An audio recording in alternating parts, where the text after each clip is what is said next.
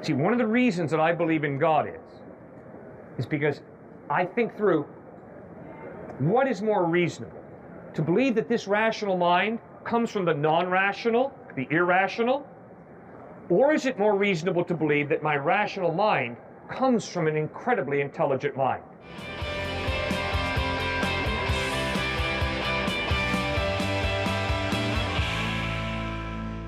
Why have you made that decision to define the purpose of your life is to make money? Why have I made that? Yeah, what's the evidence the purpose of a life like yours is to make money? Society has dictated that you can make money and get a good job. Okay, good. Why have you trusted society to tell you the purpose of your life is to make money? Because what? Because I'm a conformist. Okay, why have you made the decision to conform to a particular society that says the purpose of your existence is to make money? Do you have faith? In faith in what? In society? Your society. Yes, society, because it's worked well. Good. And my dad did that, so I'll do what my dad did. Good. The reason that I trust Jesus Christ is because he's more reliable than our society. Okay. Whatever helps you sleep at night. No. It's a question of what's true. But you also have I think to the interact evidence with is society. Jesus Christ. Yeah, Jesus tells us how to react to society. But Jesus points out that he is more reliable than a society comprised of very finite, very fickle human beings. That's why putting my faith in God is a wiser decision, I feel, than putting my faith ultimately in people, ultimately in myself. So how much do you think that Jesus overlaps with society? Does it completely polar ends of the spectrum? No, I think you've done a very good job. The contrast here is now, am I going to live for Christ or am I going to live for money? You have decided to live for money. I have decided to live for Christ. Now, the question is, does the evidence support your faith as being wise, or does the evidence support my faith as being wise? In other words, compare the two objects of our faith. Your faith is in money, making money. My faith is in Jesus Christ. Does the evidence point to money being a more reliable object of your faith, or does the evidence point to Jesus Christ being a more reliable object of your faith? Okay. Money could go either way. It could be wiser to do that, and it could be, but you have no proof. You only have faith in that it's good to believe in Jesus Christ. You don't have faith in that it's exactly. bad. I cannot prove to you that Christ is the truth. You cannot prove to me that living for money is the truth. We both have faith. I'm respecting you, but... And I'm respecting your faith, which is faith in money. My question to you is, what is the evidence that has convinced you that living for money is the good purpose for your life? Because it worked before I was born, and it kept working, and so now I feel like it should work. Like, people have made or lived happy lives like that before, so why can't I do that now? You can. But what's the evidence that making money is really the path to real life, to real happiness, to real joy? You really believe that? What's the evidence for yours? Well, the evidence for me is Jesus Christ lived an amazing life. The type of life that in my best moments... So you want to live the life that Jesus Christ lived. Is that what you're saying? I respect his life very, very much. I've tried to live that type of life, and I have failed. I've blown it. But the way he lived, gosh, in my best moments, I wish I could live that type of life. Secondly, I read his ethical teachings, the Sermon on the Mount, and lo and behold, I begin to realize that he's right. People are more important than money. And he says that in the Sermon on the Mount. Not only are people more important than money, knowing God is more important than money. That makes a lot of sense if I think about it. Can I say something? Sure. If you needed a guy that lived however many years, thousands of years ago, to tell you that you need to be nice to people, that people are more important than money, then you're crazy. Well, then why did you tell me right now that the purpose of your life is to live for money? I can live for money, but I also don't need a book to tell me to be nice to people. You dug your own hole there, sir. Holy smokes. I can live for money. I can also be nice to people. Like, I can also value people. I don't need somebody to tell me that, and I don't need all of Christianity to tell me that I need to be nice to people. Yeah, I know you don't need that. Then But you see, you've made a decision to say that the purpose of my life is to live for money. Now, Christ well, obviously contradicts I'm not you. a charity worker, And so I'm not Christ- going to be helping people. Christ says the purpose of life is not to live for money. The purpose of life is to love God and to love people. Now, it's tempting to live for money. But if you think about it more deeply, you're going to begin to realize, you know, real joy, real fulfillment in life does not come from piling up the stock portfolio. Yeah. It comes from relationships with people. So there must be more to life than simply making money. Making money is an important thing, but there's got to be more than that, something deeper than that. You're assuming that everybody that makes money is evil. No, I'm not. You just said that. You're saying. No, I did not. Well, okay. Well, you said I'm that. saying it's because I want to make emptiness money. I won't ultimately. love people. That's what you just said. No, I did not. I said to love people according to Christ is more important than loving money. That's all we're saying. And then you just said you love money. To me. No, I said you told me the purpose of my life is to make money. How do we come to knowledge of God? A lot of different ways.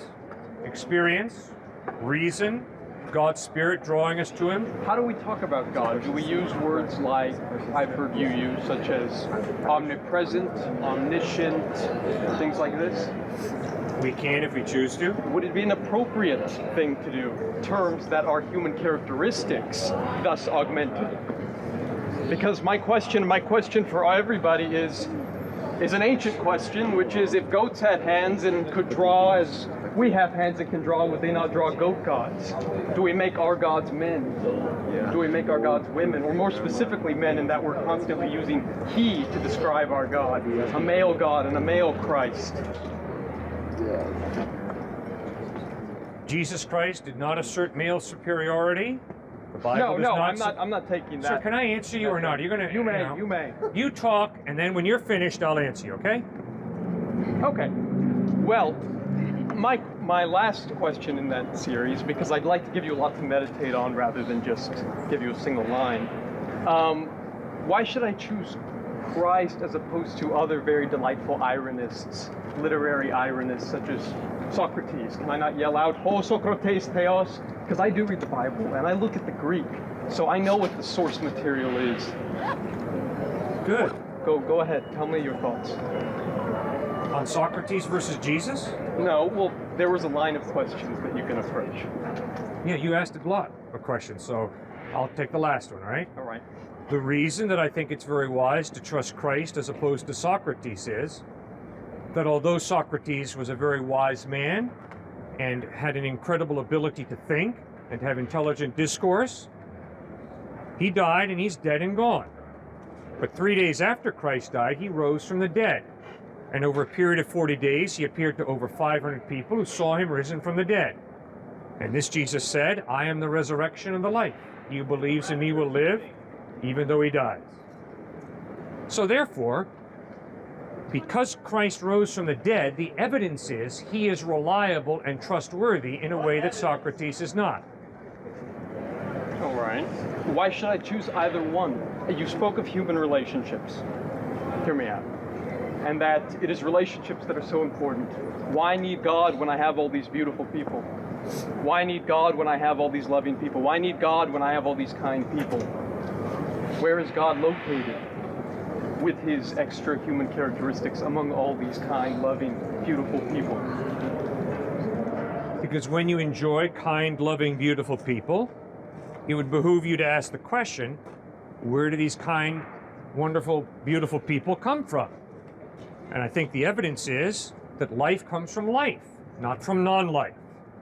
Therefore, to thank the God who gave you your life, to thank the God who gave you wonderful people to relate to and to love, would be a very wise move. To thank God for all the gifts he's given you in the form of other people, in the form of your life. And then secondly, if you really do enjoy relationships, a relationship with God would be pretty exciting if it was possible. If God is a conscious thing, we're talking about first causes now. You're saying life comes from life, but if we take a line, how do I know that God is a conscious being, that it's not a happening? We like to use the word creation because it presupposes there's a creator. The very word in its etymology has agency. But if we say a happening, that man is a happening, or that life is a happening, how do we talk about a conscious being without making a logical fallacy? In my observation of the earth that I live on, design demands a designer. Complex design demands an intelligent mind. Not a happening, but a mind. And therefore, I am convinced that there is an intelligent mind behind this universe because of the complex design that I see around me. That's how I get to believe that God exists. And were I to use those words in my thoughts, I would definitely agree with you also. But the thing is, as I said, words like creation or design presuppose creators and designers. And and the thing about it, though, is that we can use other words to describe these things, such as happenings, such as occurrences.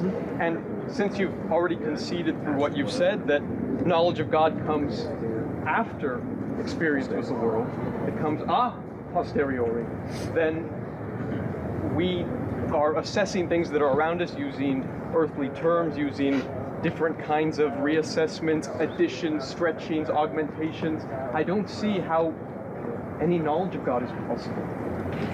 It seems as though we know nothing and can know nothing, but can speculate based on our own desires. No.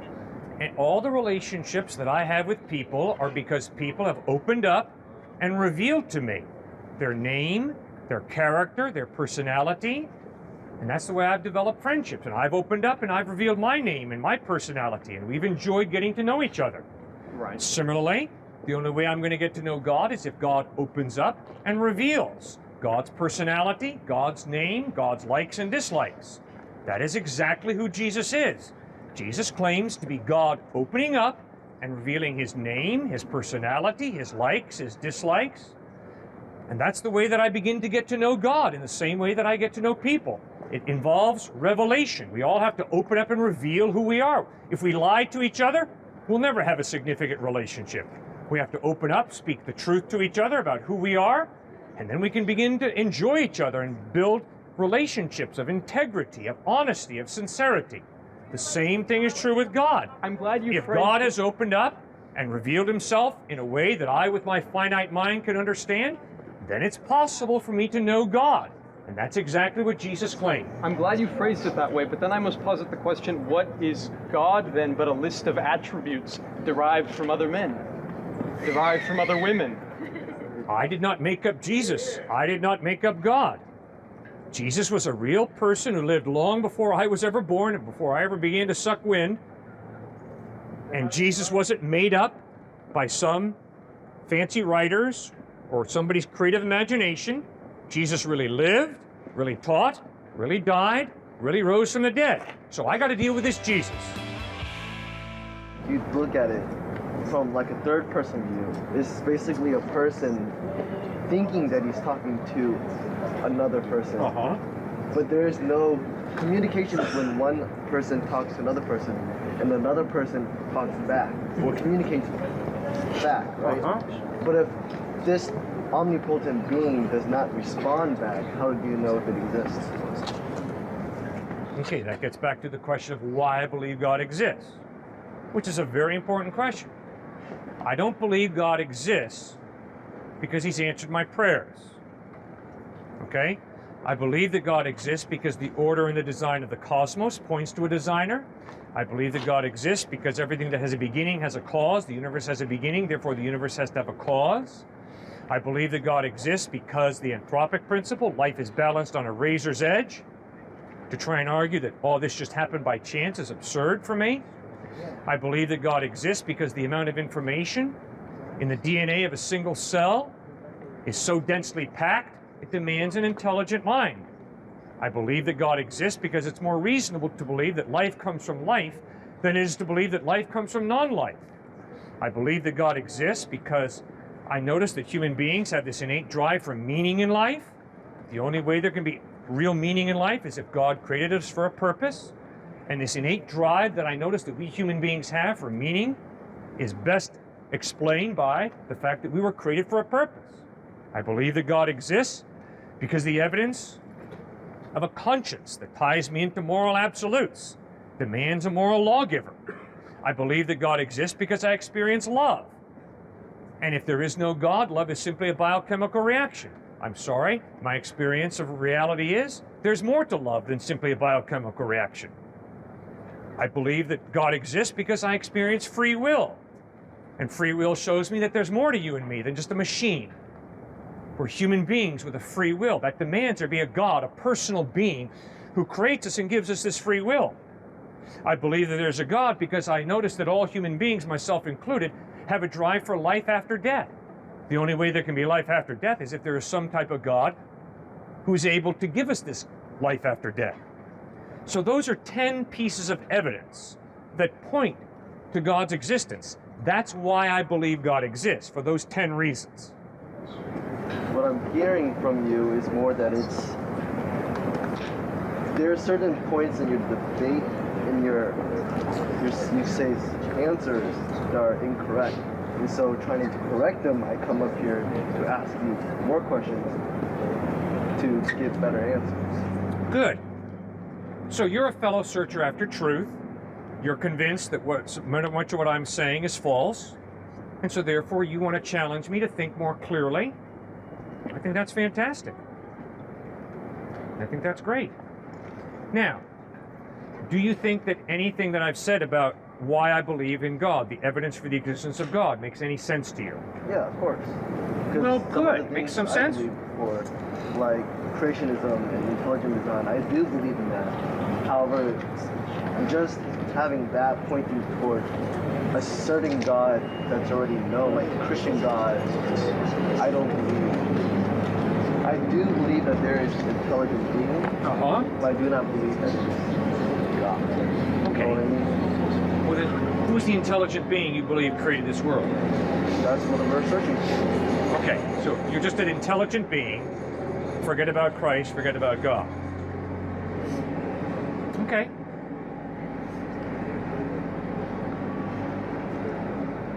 If Jesus rose from the dead, don't you think that points to him being a credible source of information about this intelligent being? That is not, that's two different topics. We're talking about how there's an intelligent being who creates something, and then you're bringing up somebody who rose from the dead. Those are two different topics. All right, well, obviously Jesus claimed to be this intelligent being who created. Okay, now obviously we're not just going to blindly believe it. So, does not the historical resurrection of Christ give him credibility when he claims to be this intelligent being who created the universe? You say there is a guy, Jesus Christ, who rose from the dead several thousand years ago, and you just expect people to believe in that because people in a book said that it happened? See, that's what I don't understand. Because our day and age, most humans need to have physical evidence to believe in something. And reading a book and just having blind faith does not work for everybody. So that's why when you have saying Jesus rose from the dead, so that proves that he is a God that created everything. It does not work for me. You know what I mean? Yeah, I know what you mean. Sir, I think you'd be a fool to have blind faith. So I'm right with you. Blind faith is not good. That's the way to get ripped off in life, to have blind faith. So I'm not saying put your faith in Christ blindly.